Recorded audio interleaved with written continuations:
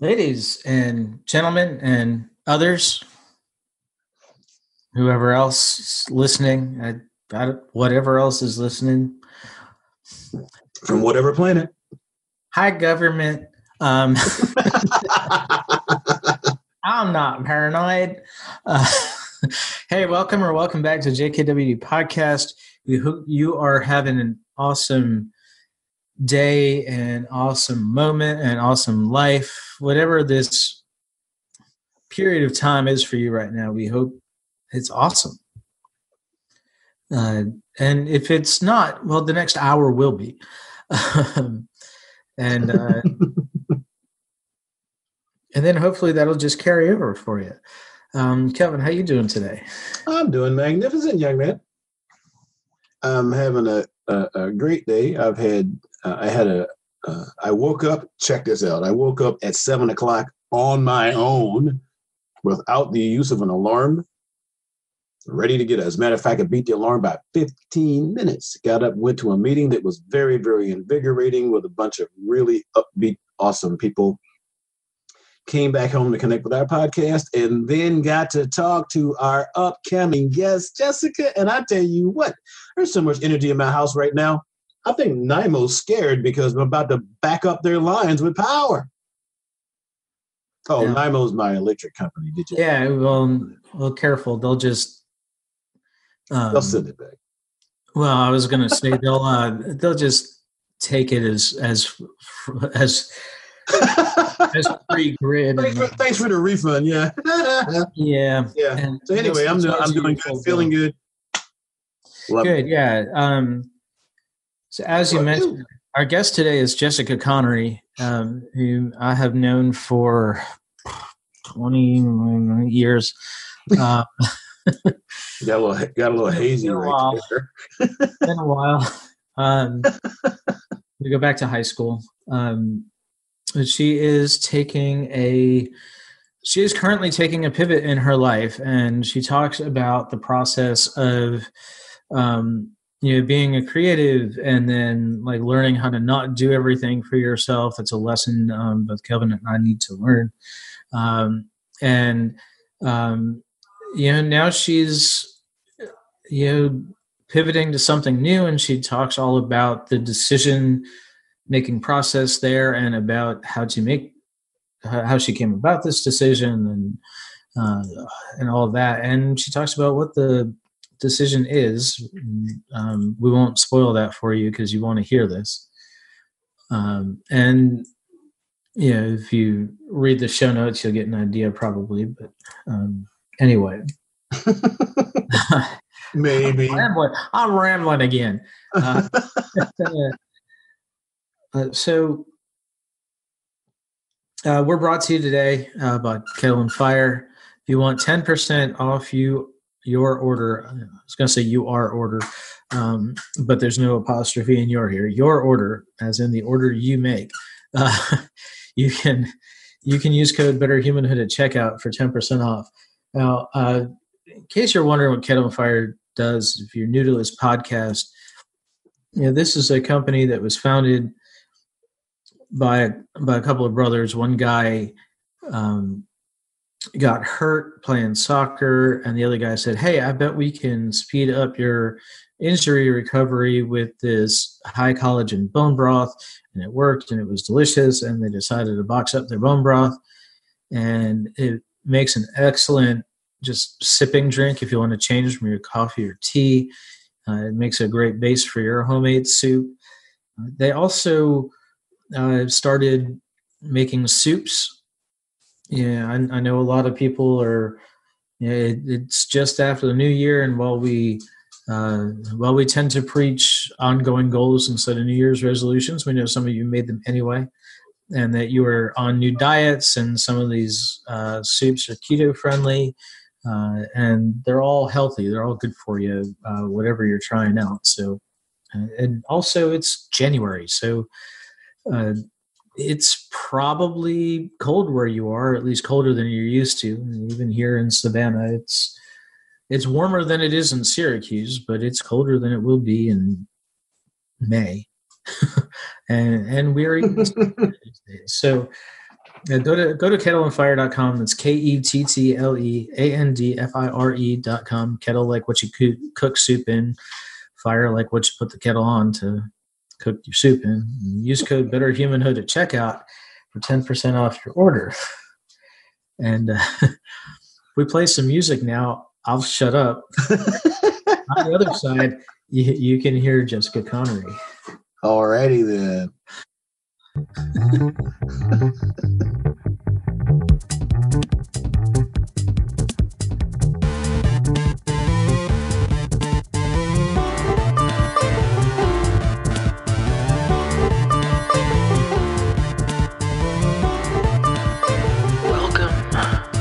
Josh and Kelvin World Domination Podcast, where we talk about better humanhood and teach you how to dominate your world. You ready? Here we go. Well, good morning. Oh, I just popped right in. You did, but I have spies who watch for. I'm not going to say the term I was going to say. Who people just pop in. That's all right.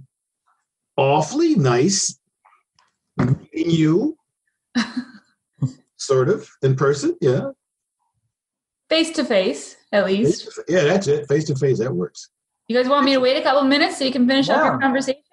No, we never finish conversations. We will keep going as long as you give us time. We will talk, and it'll be 3:00. And you're like, are they done yet? It's perpetual. I don't know. What we like to do. We like to talk. Been together and not had a conversation. Yeah. To stop it. So I was just looking at your website. Oh. Magnificent stuff here. It's coming down. Is it? Yeah. Oh, he told me something about that. It's like you're not was it one bridezilla too many or something like that? I guess, yeah. I mean, with photography, your heart needs to be in it, right? Right. Absolutely. And Josh and I talked, and I said something to Josh while we were meeting last month. Mm-hmm. And then I said the same thing to somebody else a few weeks after that. And then I said it one more time to someone else. And I said, okay, I know what I need to do now. So my heart is being pulled in a different direction. Mm-hmm. And for the last 6 months of 2019, I tried to have one foot in each bucket. Right. And I realized I'm not serving people in the best capacity by doing that, or myself. Hold on for just 1 second. Josh, are you setting me up? No, sir. Oh. I take it that message resonates with you, Kelvin. Well, yeah, that whole 1 foot and 2 buckets thing. Mm-hmm. I got about 6 buckets. So I'm like, Josh is trying to set me up. I'm doing no such thing. Conversation here. Look, no setups. Look, I do not speak for the universe. The universe talks to you the way it talks to you. I want new. But sometimes it speaks through you. Is that what you're? Yeah, that's what I'm saying. And people. So Josh is a medium.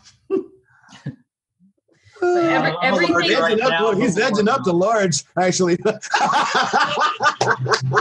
Nothing has any meaning except the meaning we give it, right, Kelvin? Oh, I love you a lot. We are one. We're all interpreting everything, every second, every day, every story, every word is an interpretation. And oh my God. How we interpret it. Are you on my vitamin K? Am I what? Are you on my vitamin? You don't recognize it, so I guess not. You're a Tony Robbins fan, obviously. No, somebody else. Who knows really? Tony Robbins, but a little different. Yeah, I was going to say, you quote Tony Robbins, because I talk about that all the time. Nothing has any meaning in life except the meaning we give it. And I got it from Tony like many, many years ago. So, yeah. Wow. Once I learned that, we haven't even started the podcast yet. We haven't even started yet. Yeah, I guess this is going to make it somewhere. Yeah. Well, I got to tell you. I have to do something. We're getting an AC installed today because our air conditioner unit decided to break last week. And the guys are here doing work, so hopefully it won't be too loud. But my dog snuck in here, and he will bark while they're working. Oh, gotcha. I'm going to kick him out. You got a dog. He got a baby. Okay, yeah, we're going to hear our dog and a baby too. So Oh yeah, I forgot you had Hi the for a dog. second. Hey, Biscuit. Hi. All right, kicking him out. Yeah, I think our listenership has kind of gotten used to weird Yeah. noises and stuff during our podcast because when he barks, it's like it goes right in my brain, and it's like it vibrates around in there, and then it's just loud and sharp. So wow. Yeah, so he's out. I'm going to have to figure out how much to leave. I'm the guy who figures out what to leave in the podcast because Josh never goes like, "Oh, let's get started." I always got to figure out where. He did that like 2 times, and then he figured that was like too easy. Okay. So we just and I've got another friend. Well, and then we have this thing where like somebody comes in and like the conversation just starts off brilliant. So why would we try to recreate this? Yeah, so we're not as what do you want to call that word? Maybe fine-tuned, but we're definitely authentic in most cases. Authenticity is important. So yeah, we're a little unrefined. We're a little rough around the edges. I love it. Perfectly imperfect. Yeah. I do have one friend right now who does a podcast, and one of the things he says that is, oh yeah, so his podcast, when he gets to where he's going, he turns on the recorder. So he gets to talk going through the building and, we're going to get here. And the reason is, he said, because we talk about so much good stuff before we start the podcast, we say, let's cover that in the podcast, and we never get back to it kind of thing. Or it sounds fake when you do because now you got to force the conversation. Yeah, so they started that. And I'm like, we could try that sometime, but it would be a really long podcast. Yeah. Well, we've done that, conversations you eavesdrop on. And you're like, let's just talk. And that's so I like that. Eavesdropping. Well, that's what that's all this is, right? It's the 3 of us talking and we're going to put this up online. So we should probably, now that we're so far off the path, we should probably reel it back just a little bit. Cause, Jess is here, and Jess and I go back to high school. So I should probably not do this introduction. Instead, you should tell our listeners just a little bit about you and what you're up to and what this transition is and what your mission is going forward and how you came about this. Me. Okay. Yes, you. Wow. This is a decade in the works. I turned 40 and felt completely lost in my life and in my goals and what my purpose was here on the planet. And I dove into self-improvement books and personal growth practices. And through all of that, I feel like I have peeled back layers of an onion and finally am close to understanding the core of who I am. I started in photography 10 years ago, actually probably more than 10 years ago, 14 years ago-ish. My son's 13 and I got a camera right around the time he was born and started in that and dabbled, turned it into a hobby, got more and more interested in it and joined a photo club and started competing and really, really liked the creativity that photography brought me into my life. But I had a full-time job, full-time mom, and didn't really go anywhere with it for a while until one person that I worked with asked me to take their portraits and then shoot their wedding. And once I got humans in front of my camera, a whole world opened up for me that I loved showing people what I saw through my lens. And portrait photography became a deep passion of mine for a very, very long time. Every single day, all I wanted to do was improve my portrait photography. I would drive someplace and see a field with perfect light, and I'd be like, wow, that's pretty. It would be great if there was a person in it. And I would see art and feel the same way. So I knew that my calling at that time in my life was to become a portrait photographer. When my daughter was born, she's 10. That was when I really started going for it and started a part-time photography business. And then 2 years after that, I left my full-time job and started my photography business full-time. And we moved to Florida. Through that, I met more and more people and built my business up and learned the industry in a way that I didn't think I could, because when you're outside of a wedding industry, I think you have one thought of what weddings are like and what the people in the industry are like. And then when you're inside of it, you realize there's a lot of stuff that you don't love about it, but you learn to navigate that, because my personality is, I just want to achieve, and I will climb over everything that I need to do in order to do that. So if it was a situation of self-worth or not getting along with somebody, I would figure out how to move through that so that I could do the job that I wanted to do, which was provide unbelievable portraits and impeccable wedding photos to people. I did that for a very long time. And like I said, I'm almost 42. And when I turned 40, I definitely felt that, what am I here for? Why am I on this earth, and what am I doing? And started reading books that would help me on that path. And I wound up in a course by a guy named Jim Fortin, who he knows Tony Robbins that you mentioned before. Mm-hmm. And his world opened me up to all kinds of new stuff. And I really started thinking about, why do I love portraits? Why do I love weddings? Why have I done every single job I've ever done in my life? And at the core of it all is, I want to help people feel good.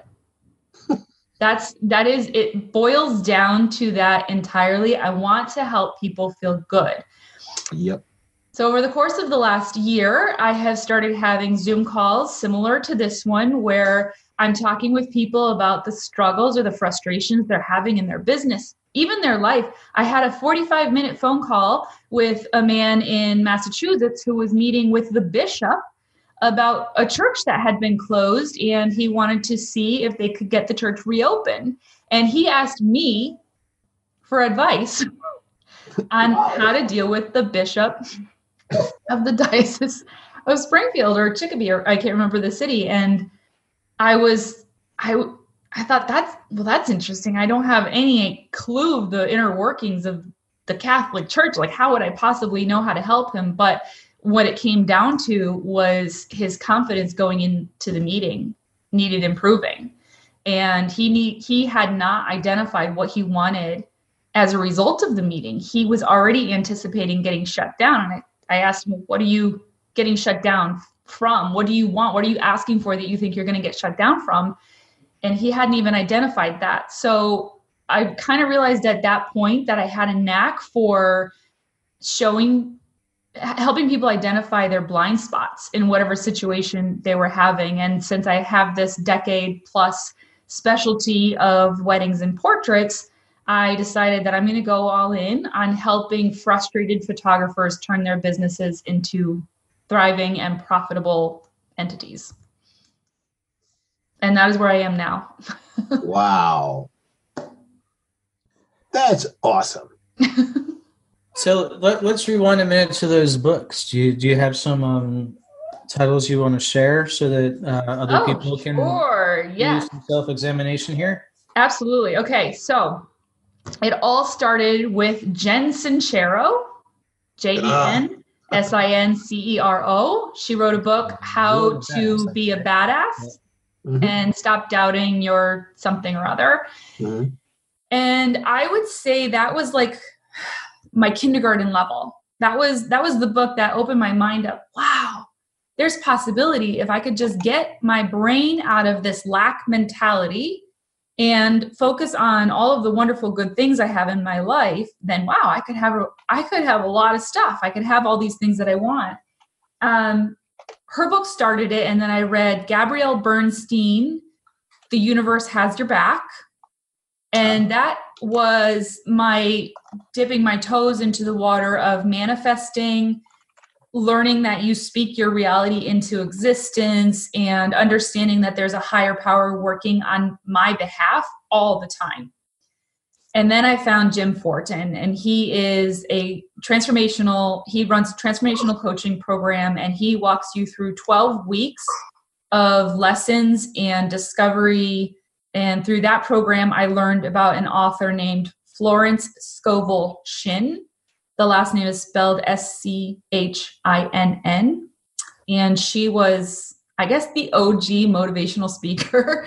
I think it was back in the 20s or 30s. And she held workshops and taught people that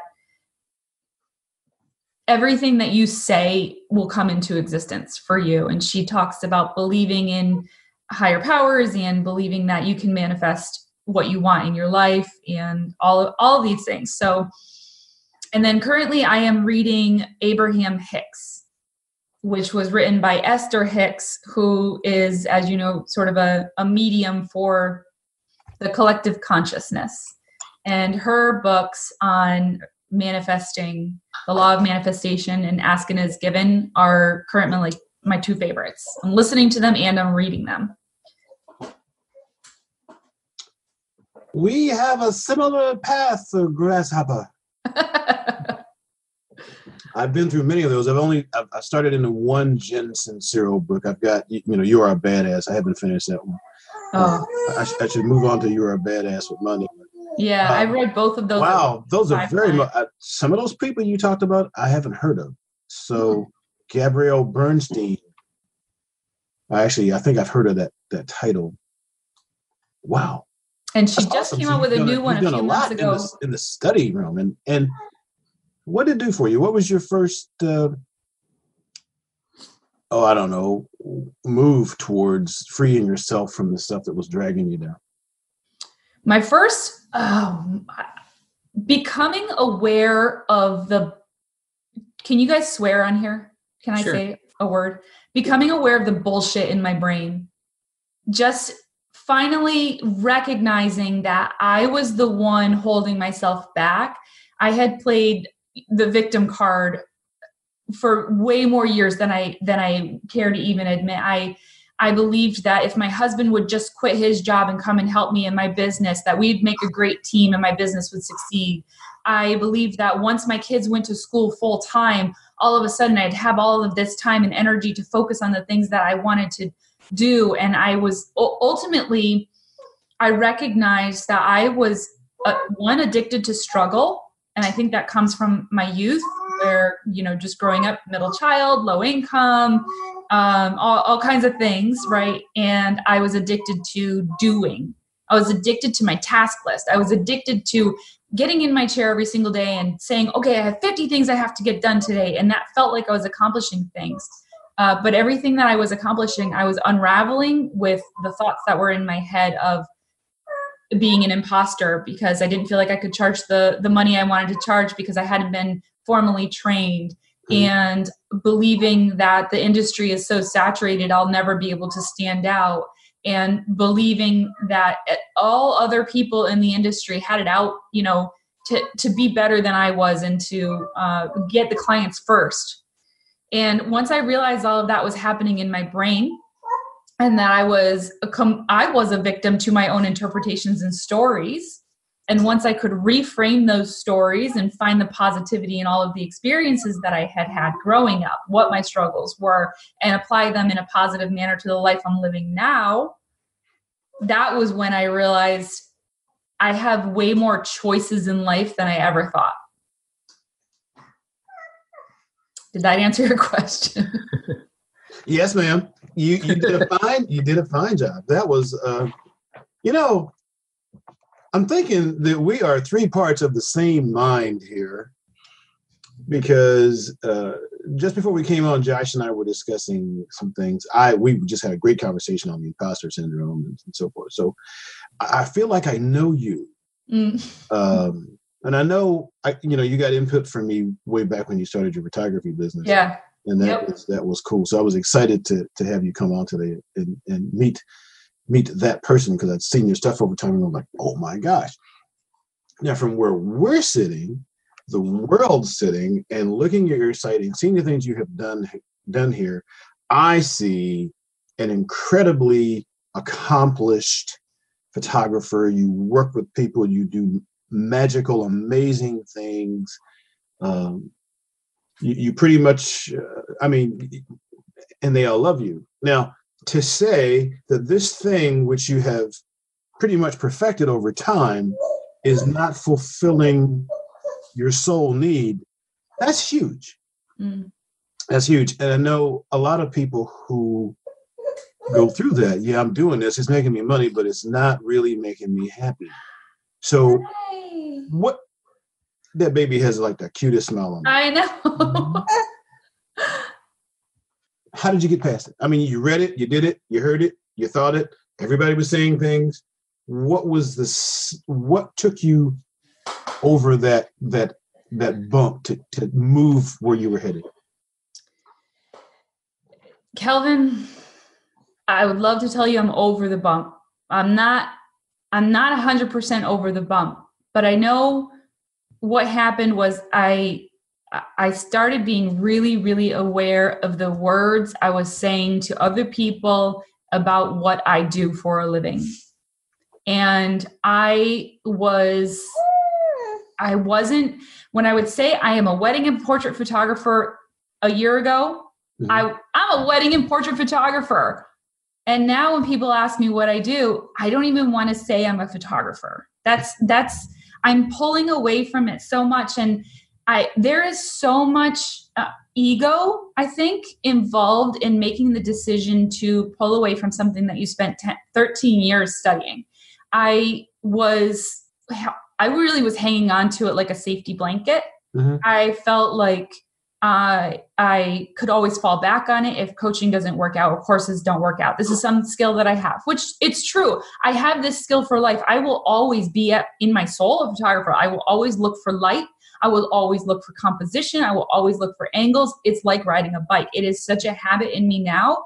I am realizing that I do not have to be defined wholly as being a photographer. I can be a photographer and a coach and an instructor.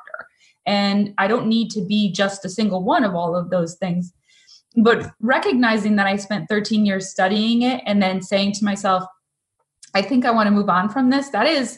It was shocking to me to even say it aloud when Josh and I were talking.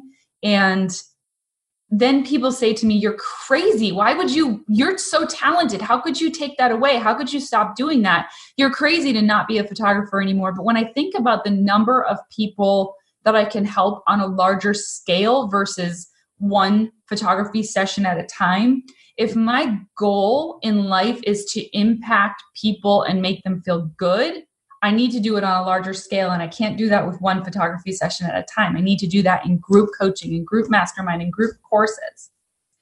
And when I finally got quiet, I meditate and I do self-hypnosis. And one of the new practices that I incorporated into my life last year was doing extended periods of silence, 4 hours at a time. I did it 3 times last year. And now my goal for this year is to do it once a month, the first Monday of every month. Get quiet for 4 hours. And when I say get quiet, I mean do nothing. Sit in a chair and stare out the window. No coffee, no water, no eating, no folding laundry, no answering texts. The phone's off. Absolute silence. When you get through the first probably 2 hours and finally get your brain to get quiet, your real truth starts coming through. And I did that last week, and my head said, it's done. Move on. Close this chapter in your life and do the next thing that you're feeling passionate about. And what's funny is, do you believe like animal medicine? Are you into recognizing that we get messages from the universe in different ways? And for me, it's through animals. I haven't got any through animals yet, but I'm interested in all of that. Yeah. The morning that I decided that I was going to do that, a snowy egret came to my front door, basically. And we have snowy egrets here all over Florida. I've never seen one in my front yard, but this one came to the front door. And I looked up animal medicine, and the snowy egret represented closing a chapter and moving on to something new. So I said, I knew I was in alignment. I smiled and I laughed and I felt at peace with the decision that I had made. And now it's just a matter of making those steps happen in order to move forward with it. You have to tell me more about that book you looked that up in. It's interesting that people would tell you that like you're crazy for giving up this thing you've built for 13 years. Because if you had been like working at a bank for 13 years or working as a programmer for 13 years and you said, yeah, I'm kind of getting tired of it and I want to do something else, it would make total sense to them. Like what is the work of creativity. And I mean, people are like, oh, you're creative, that must be blissful, but it's not. It's hard work. How did you start and then like build it into actual work? I mean, it really is because that's what it is. It's a job. It's work. So do you mean like, how did I turn it from a hobby into a business, or how did how did you make the transition from, recognizing that it was a creative thing that you were talented at, or that you could learn and grow into talent, and turn it into really, what it, work, which is, which is the job that, you're transitioning out of, but it doesn't start as a job. It starts as, something that you kind of train for, and it's it's a bit of a different thing. Yeah, I think I understand what you're saying. So when I was doing it as a hobby, it was fun and it was a passion, and then at some point it became a job. And where was that transition? There's that, but there's also, there's kind of a honeymoon period where you're like, oh, this is a job. I'm getting paid for this. This is awesome. I can do this. And then at some point it's work. It's not just, sure. Yeah. It's not well, just actually, Josh, you hit the nail on the head when you said at some point you start getting paid for it. When money begins being exchanged for a service, people expect a value that they didn't expect when something was free. And that actually is really important for people to understand in business, because when you pay for something, you expect something from the other person, but also from yourself. So when I did photo sessions for free to build my portfolio, people didn't show up. They would show up in, they didn't look that great, and they didn't like their photos because they weren't putting any value into it themselves for the money that they paid for it. So when I started charging for photography, we both had to exchange value. I would provide the service and they would provide being ready with their hair and makeup done and their outfits ready and everything. And then as I started charging more, the value that, or at least I felt, this was a story and an interpretation in some way, I felt I needed to provide more and more and more value to the person who had hired me. And that came in the form of photos that were better edited, not required me to learn more. That came in the form of email processes and making sure that my clients felt communicated with properly. That came in the form of storing their photos. That came in the form of branding and making sure that my business represented the product that I was trying to deliver. And I think all of that is where it turned into work, because I was always trying to make sure my client felt like the money they paid for the work I was doing was worth it. So it's all that non-photography stuff. I think so. But in order for me to get what I wanted out of photography, I needed somebody to pay me for it for two reasons. One, like I said, they would provide value because they paid money for it. So they provide value by being prepared, by being on time, by being dressed. And I lost my train of thought. The value they're providing you for doing that service for them also. Yeah, what was the question Josh asked? So it was, kind of all the non-photography stuff you had to do to. Oh, yes. Okay. Yes, I got it. Okay. Part two. Okay. So then somebody would easily say, well, Jess, why didn't you just continue doing it for free? If you're fulfilled by doing the creative process, but you don't want to be bothered with emails, you don't want to be bothered with timelines, you don't want to be bothered with people expecting photos on a deadline, just keep doing it for free. And then nobody can have any expectation of you.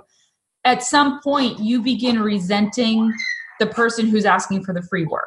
You begin resenting yourself for taking the free work. You begin resenting the path that you're on, and then you can no longer provide the heart-based work that you wanted to start out with in the first place. So you're always walking, I think in any business and in anything in life, you're always walking a razor's edge between doing this because I want to be creative and doing this because there's an exchange of energy in the form of money for people.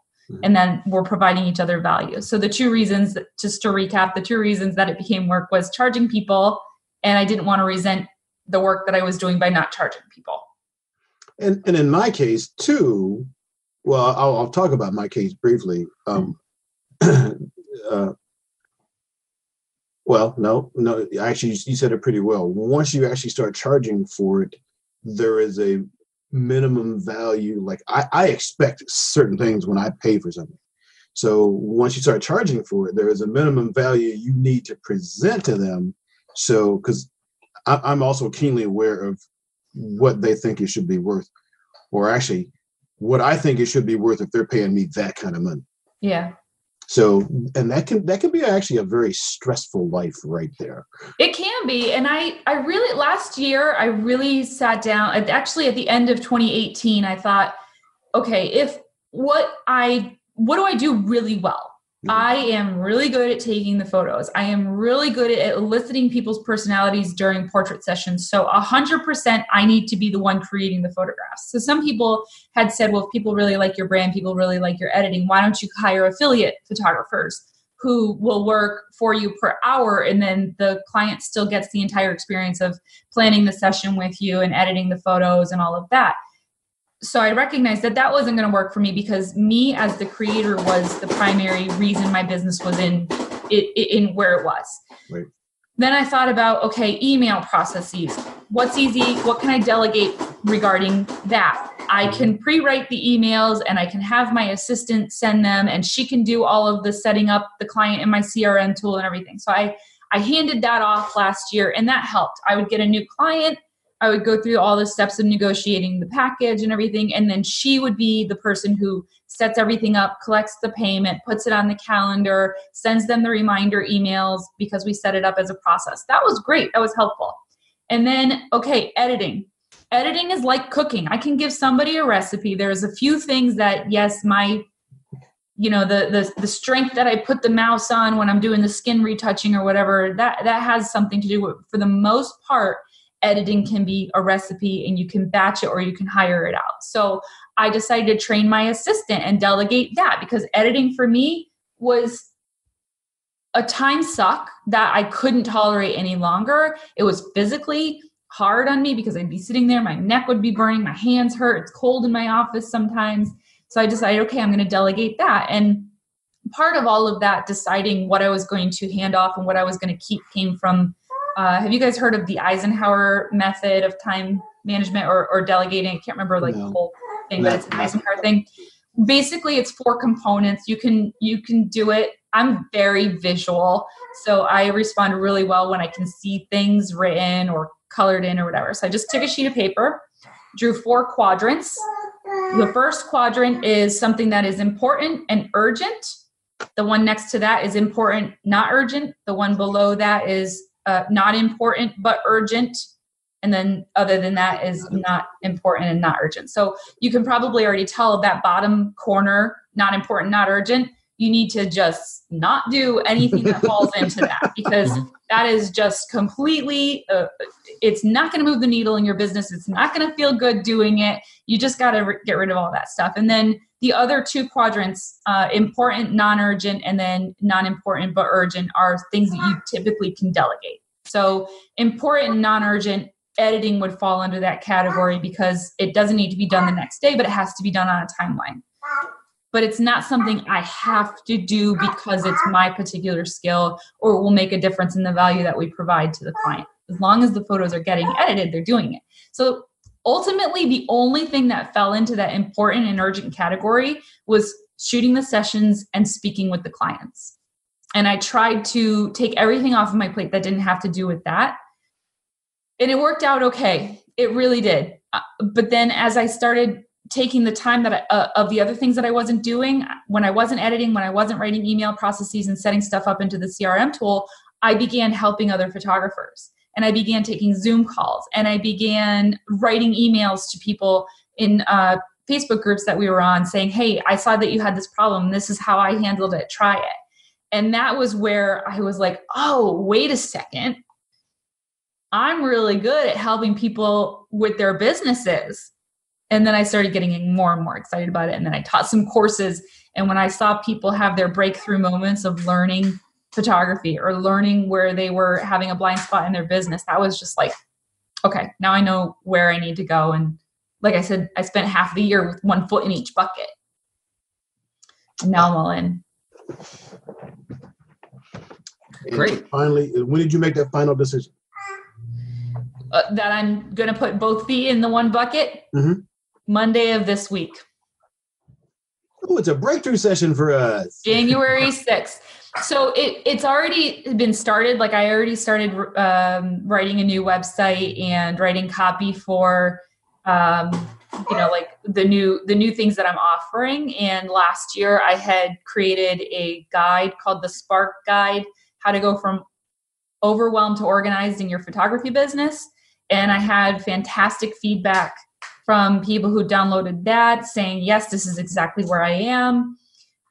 So there's already been like feelers out there, and I've already kind of started working on bringing a new audience in with regard to providing business tips and organizational tips and mindset tips and all of that. So now it's just a matter of like transitioning that audience over. And awesome. Yeah. Awesome. And you glow.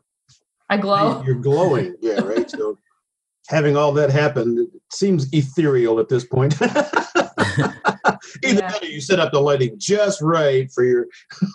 No, I'm just. It doesn't look like there's a whole lot of lighting in there. No. The overhead light is ugly. It's like yellow. That was awesome. But yeah, I'm ready. Like I took 3 weeks off in December and focused on my kids and just did the minimum amount of work in the business. And it felt fantastic. And I had kind of like that do less, attract more vibe going, because it felt like the less work I did, the more emails I got for different things. And some funny things are coming up. I had this crazy idea on Monday, and I'm not ready to share it yet, but I put it into action, and things are already falling into place for it. Awesome. And I don't think I would have taken that inspired action if I hadn't gotten quiet on Monday and also hadn't taken the 3 weeks to step away from the insanity that is usually running a business. And I also think that the mindset that I was in towards the end of the year last year, feeling frustrated and feeling like I was struggling with this decision, I don't think the results that I'm getting right now would have happened if I hadn't taken those 3 weeks off. Because I came at it with clarity. I came at this new thing that I am working on. I came at it with clarity. I came at it with confidence. I came at it with lack of fear, because if it doesn't work out, it doesn't work out, right? And I used to spend so much time wondering, how can I make everything I do successful? Mm-hmm. And that was, I'm no longer available for that. I am no longer available to say, hey, I have this idea, but I'm not really sure about it. Now it's get quiet, listen to myself, and trust myself. And if that decision sticks with me, or that idea sticks with me, I'm going to go after it. Great. It's awesome. Decision making is one of the hardest things we do. And it's one of the things that a lot of people are really bad at. Yeah. And I have some rules for decision making. If it's a decision that has to do with money, and I try to get my husband on board with this, but he's still resistant to it. If it has to do with money, if something costs less than $500, I require myself to make a decision within an hour. That's it. An hour. A decision has to be made, and then I decide and move on, and I don't think about the other half of the decision that I could have made. It's gone. It's cut off. If something costs more than $500, then if I need to research it, I'll spend like 2 hours on it. And then after that, the max amount of time I give myself to make a decision is 24 hours. So that's usually my go-to. But when it came to my business, which is very close and personal to me, it took me longer to make this decision because I was being swayed by a lot of outside opinions. Actually, I mean, a lot of people, can't even choose a salad dressing. So to be able to make a decision on $500 or, that's your comfort level, whatever, everybody's comfort level is, is another thing altogether. Yeah. Well, there's that whole thing about decision fatigue too, where if you're constantly being asked to make decisions over and over and over again, by the time you need to make an actual decision about something that's important, your brain's tired and it's harder to weigh the consequences, and it's harder to, it's harder to decide. And I've been in that place. I remember 2 years ago, just as a mom and as a parent, I remember being so decision fatigued that something came up. The kids were both out of the house and my husband was gone. And basically I had 2 hours of complete free time. The house was clean. My work was done. The laundry was folded and put away. I literally had nothing to do. And I'm not kidding. I spent 40 minutes trying to decide what I wanted to do. Of 2 hours of very rare free time, I couldn't decide do I want to read a book? Do I want to work out? Do I want to watch a movie? I couldn't decide. I spent 40 minutes spinning my wheels because I was so exhausted from making all kinds of other decisions. So I started working on getting decisions off my plate too. Well, decisions are a big thing. And, probably if I had one thing that I really wanted to improve on, it would be making decisions. Where do you feel like you fall off with the decision-making process? What makes you say you want to improve on it? Because I don't make many. Well, I don't make many intentional decisions, right? I weigh a lot of stuff. Right. So that can become, like you said, it can become really exhausting. And but you do make decisions all day, every day that aren't hard, right? Like you decided what to wear this morning. I'm sorry, last part? You make decisions all day, all the time that aren't hard. So you probably don't struggle with decision making. It's only certain decisions you struggle with. And usually there's something emotional tied to it. But like I said, you chose what you wanted to get dressed in this morning, and that was easy. Did you even think too much about it? You're just like, I'm putting these clothes on. No, I don't think. Yeah, or what to eat for breakfast. If I have an appointment, like because I go to Toastmasters, something like that, or some other event, but I decided that my regular just run around day-to-day stuff, nah, who cares? I got rich friends who don't care what they're wearing. It's like, it's not going to change my life one bit if I show up in shorts, right? Or these jeans. And I've kind of gotten towards more of that. But some of the, the more important things, like what to give up when you like in your case in the job. I'm a life coach. I'm a photographer. You and I have a lot of parallel things going on here in life. I'm a speaker. I do all this other stuff. And like when you get down to what's important, and photography for me, a lot of stuff with photography is not always, but recently it's a good fallback if something else isn't working out. I can pick up some fast money. Mm-hmm. And really, that's not the way I want to be a photographer. Yeah. That's how I felt when we first started talking. I was saying, like, I'm not serving people properly. I'm not serving my photography clients with all the passion that I would serve them if I was all in on photography. Right. And I can't dedicate the amount of effort and energy that I want to the coaching clients if I'm spinning my wheels, putting my feet in both buckets. And I think in Jen Sincero's book, I don't remember if it was the Badass at Making Money or the regular Badass one. Mm-hmm. She says the definition of the word decide is to cut off. So you cut off something. There can't be a plan B. You have to always be all in on plan A. And there's so many people who have exhibited that behavior and gotten what they wanted out of life. Like Jim Carrey, there's that famous story of him carrying a $10,000 check in his wallet for acting services rendered, right? And it took him 10 years to do that, but he went all in on it. Mm-hmm. And I want to be all in now. And that's how I'm starting to make decisions, is go with close my eyes. What do I feel? Mm-hmm. Tap into that, what do they call it? Emotional guidance system. They call that in Abraham Hicks' book. Yep. How am I actually feeling about this decision that I want to make? And then have the freaking balls to make the decision and say, I'm not going to let my ego hold me into the photography. I'm not going to let all of these opinions of people who tell me how great my work is. Good. I'm glad my work is good, because then when I coach people, they know I know my shit. I'm sorry. Sorry, Marlena. That's okay. I'm the non-E guy. Josh, she hears plenty of it from me. Josh loves to be able to put the E on the podcast thing, right? I mean, he just loves that. So, you're making him happy. One time, Kelvin broke that seal in 190 episodes almost. Is this the first E? Well, these are PG-13. There's one more, right? So there are 3 or 4 of them. 3 or 4, yeah. But it's all right. But it's okay. It's worth it. And it's not the only thing. Yeah. Okay, well, let's say audacity instead. If you have the audacity to let go of the emotional ties you have to your plan B and get out of your fear, get out of the what ifs, get out of the who will think this of me if I make this decision, and just make the decision entirely from what you want.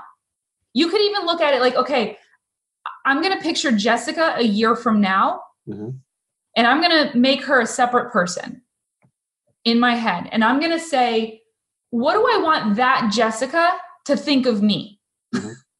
What do I want that Jessica to go through this year? Do I really want, in a year from now, do I want that Jessica to look back and say, I wish I started now?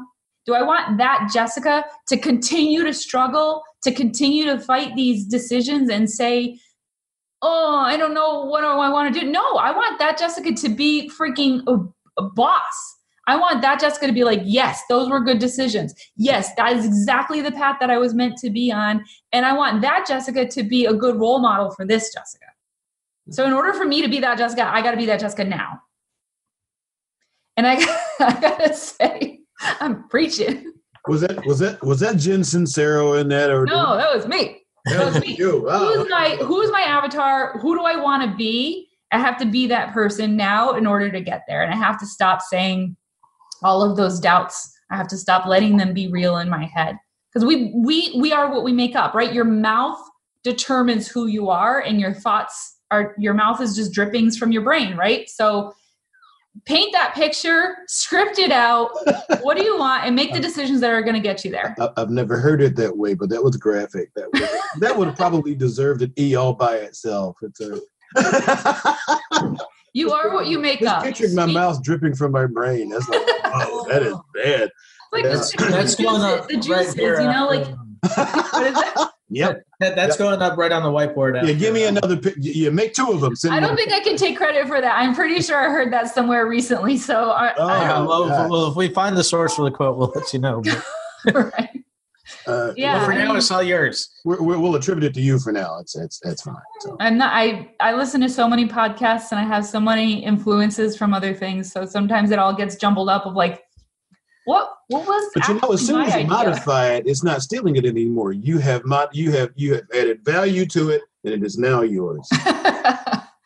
No, but for real, I mean, if you really think about your future self in that way, where do you want that person to be? And you have to make the decisions to get there. So in a way, it's almost like I would feel bad for Jessica a year from now if I don't do these things. I don't want to feel bad for my future self. That's a very.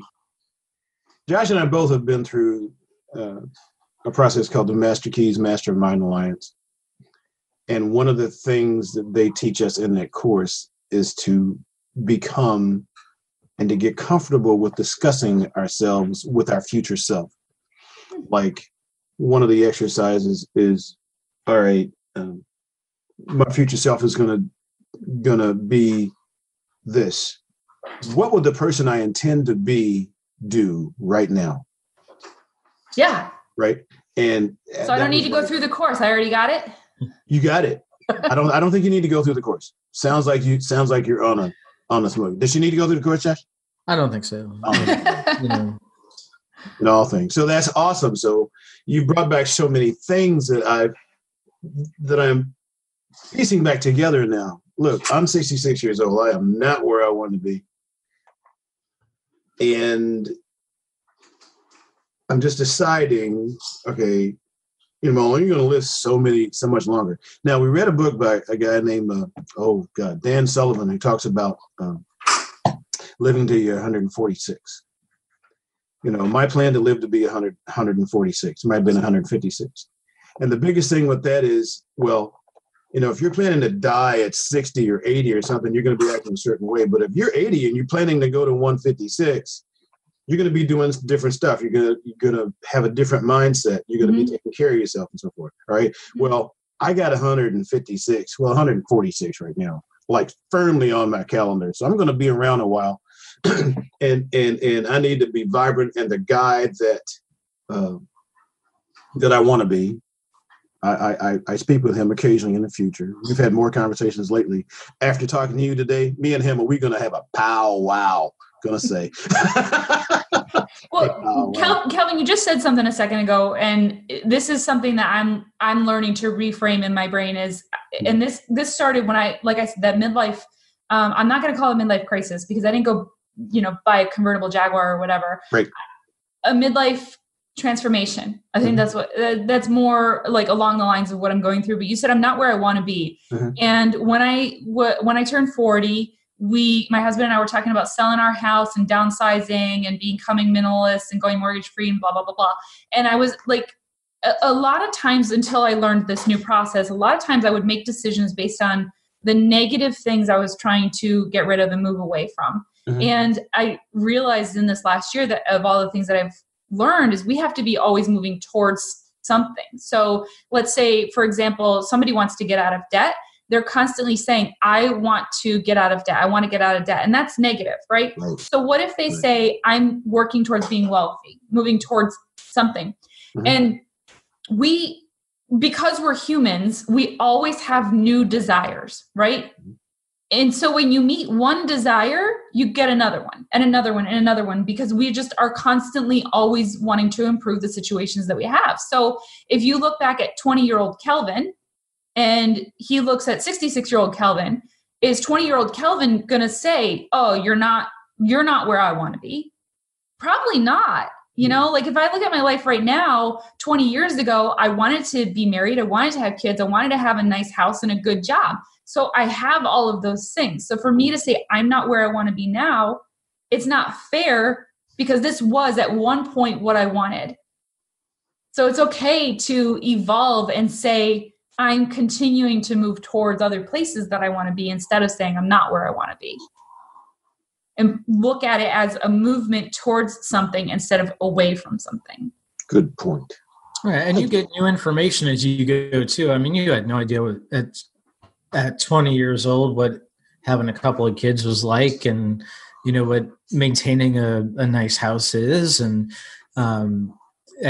you probably had no idea that you'd be living outside of Orlando instead of in Western Massachusetts where you grew up.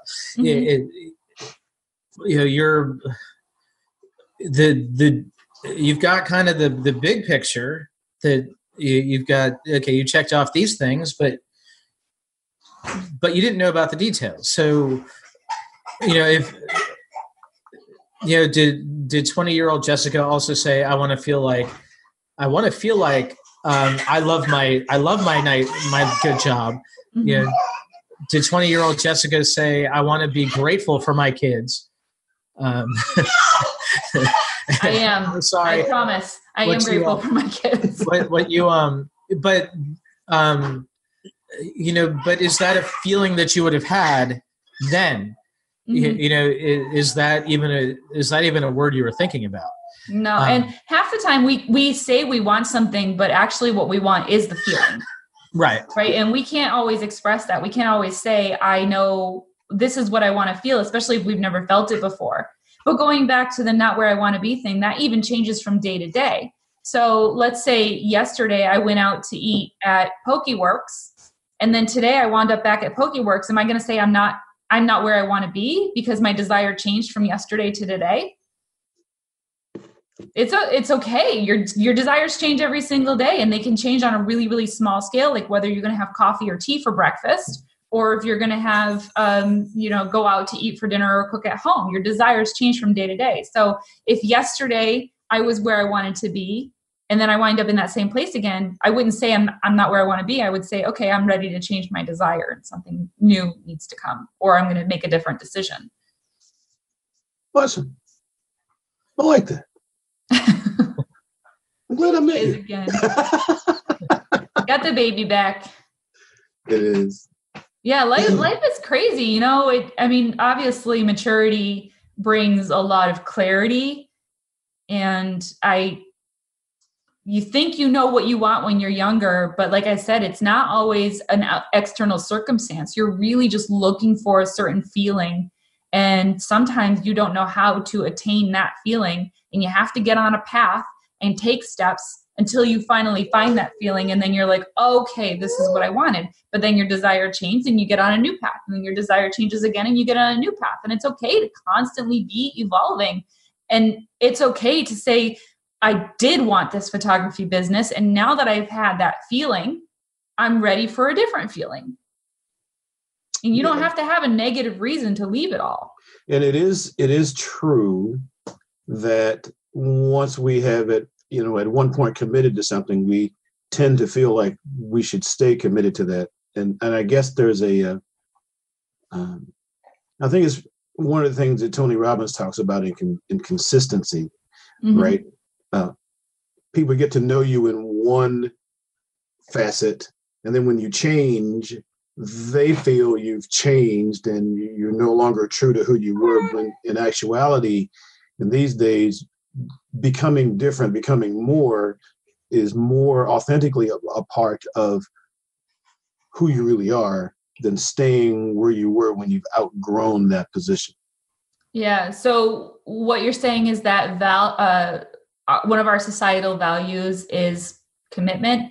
When people can exhibit that they're committed and consistent to something. Right. So if you change, then you no longer have the respect of a certain portion of society because you kind of change the contract a little bit. Josh and I, when I first met him, we did I did a podcast too on I Reserve the Right to Change.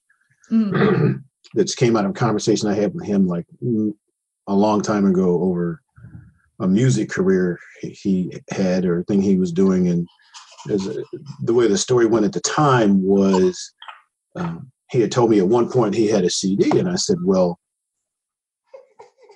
how come I haven't heard it? I mean, you had a CD. I mean, and he said one phrase, one sentence that kind of sent me off on a tangent, and it was, that music no longer represents who I am. So sometimes, and what I'm hearing you say, and you've demonstrated very well, that the music you were playing last year, that's not the music that represents who you are today. Mm-hmm. And many people struggle with that. Mm-hmm. You know, the music changed, so, you know, who am I? But in the reality, somebody told me that if you're the same person at 65 that you were at 25, you just had 40 wasted years. I think that was Muhammad Ali, actually. So growing, changing is good for us. It is. It's and this is what I'm calling the big pivot. The big pivot. I like that. The big pivot. So I'm kind of in the same place, but I'm turning and going someplace else. And all of the things that brought me to this place are going to help me get to where I want to go next. But yeah, we're growing and changing and evolving. And I think a lot of people who want to change something are just stuck in fear. Mm-hmm. They're doubtful and they're fearful. They don't have evidence that what they want to do is going to work. So they've gotten into a pattern of, I don't know what to say. So like, let's just say when I was 30 years old, if I got a new job, I didn't have any doubts and fears of starting the new job 5 years after, but the day I got the new job, I probably had doubts and fears. Mm-hmm. So if we could all just take a step back, like if you're in a position where you are ready to close a chapter on one thing and open a new book and write a new chapter, or even an entirely new book, like this thing that I don't really want to mention yet is 100% nothing to do with what I have ever learned or been trained for or whatever. So it's an entirely new book. Mm-hmm. When I started photography, I didn't have any evidence that it was going to work out. Mm-hmm. And I was fearful and doubtful, but I did it anyways. So we have to, if somebody is ready to close a chapter on something, they got to do it anyways and just say, okay, yes, I'm fearful. Yes, I'm doubtful, but what can I do to remove those fears, remove those doubts? I can gain evidence. Well, how am I going to gain evidence that this is working out? I have to do it.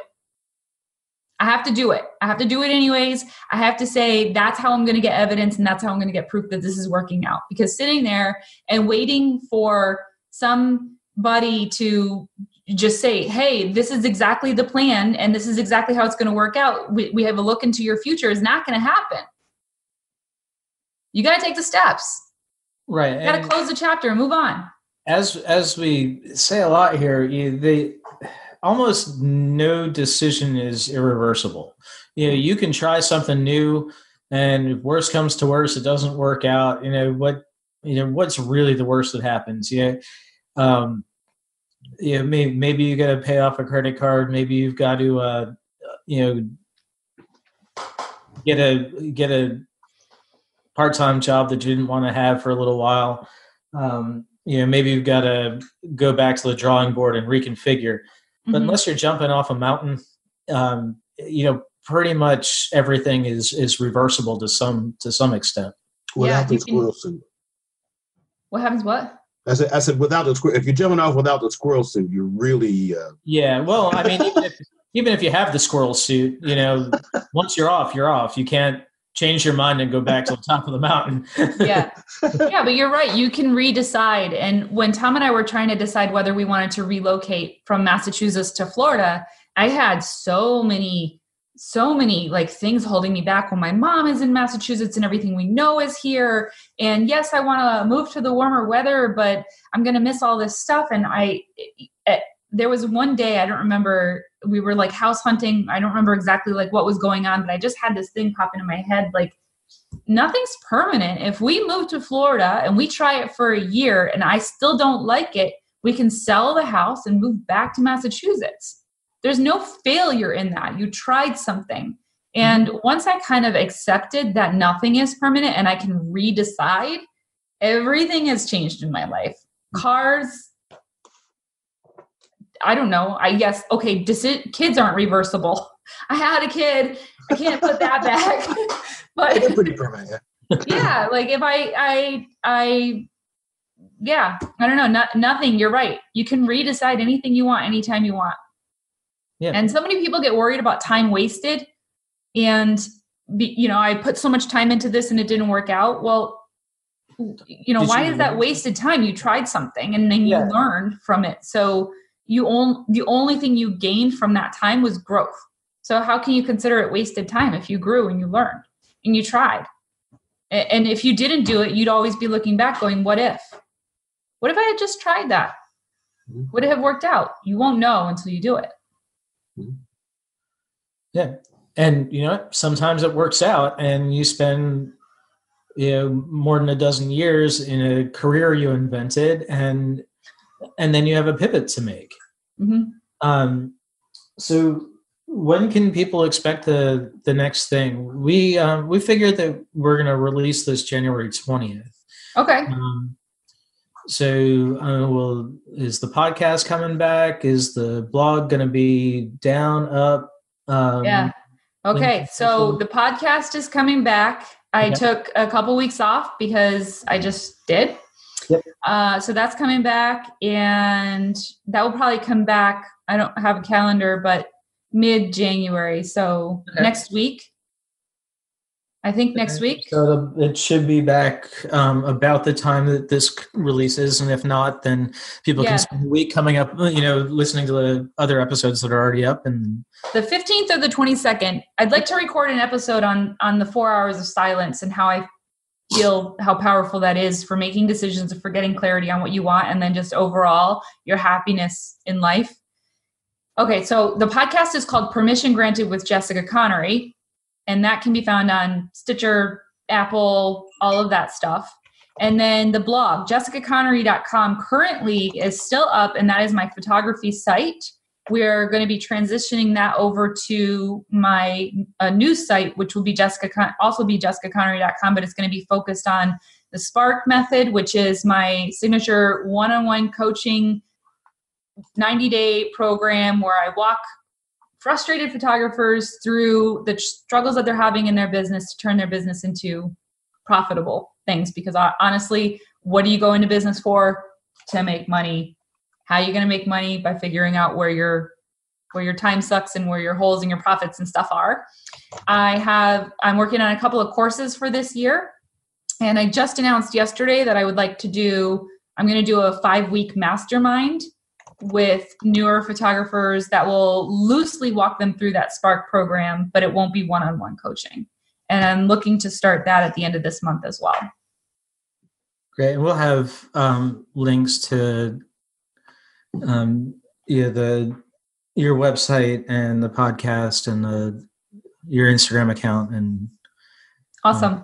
Everything else. I'm hoping to have the website done. I don't think the new website will be up until probably the second week of February, partially because we are doing it ourselves, DIY website, which takes a little bit of time. And then the next exciting thing for me is I'm going to Joshua Tree, California at the end of this month and meeting up with somebody that I met on the internet to do a branding session and have a mastermind retreat weekend. So the photos from that will be what I'm holding up the website for. So from now until then, I'm going to be working on the copy and arranging, wireframing the website and making sure everything has its place to go into so that when I have the content, it can get up there. Awesome. Some stuff I can't delegate. No, and that's good, because I think personally we'd get really, really bored if we delegated everything. Well, yeah, and a trip to Joshua Tree is maybe something you shouldn't delegate. Even if you had the opportunity, you should take that one. Yeah. I've never been there before. I am so excited about it. So excited. Excellent. This has been a most invigorating podcast. Thank you very much for coming to visit with us. Josh told me you were awesome, but he didn't say exactly how awesome you were. So Josh is pretty awesome himself. He's got his days. Anyway. My oldest friend. Normally he asks this question, but I'm going to usurp his authority at this point, and I'm going to ask you, is there anything you wanted to tell us that we forgot to ask? That you forgot to ask? Well, I don't know what you forgot to ask because I'm not in your head. If I had to recap basically everything that I've learned in the last year is pay attention to what you're paying attention to. If you're paying attention to things that are negative, you're just going to get more of that in your life. If you're paying attention to things that are positive, you're going to get more of that in your life. And stop interpreting things negatively. Stop making meaning where meaning doesn't exist. That's my life advice. That's awesome. Awesome. Thank you guys. I love talking I could talk about this stuff all day, every day. I appreciate your time. I receive your words and I thank you. And I can't wait to hear this in final form on the podcast. We're excited to get it up and we'll let you know when it's up so we can share and you can share and all that stuff. Awesome. All right. Bye, guys. Have a good day. Have a good rest of your day. Good to see you.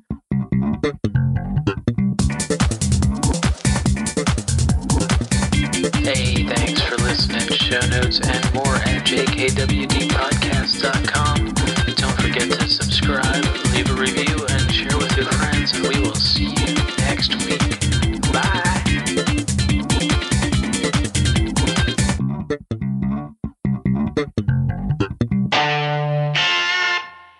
A Better Humanhood production.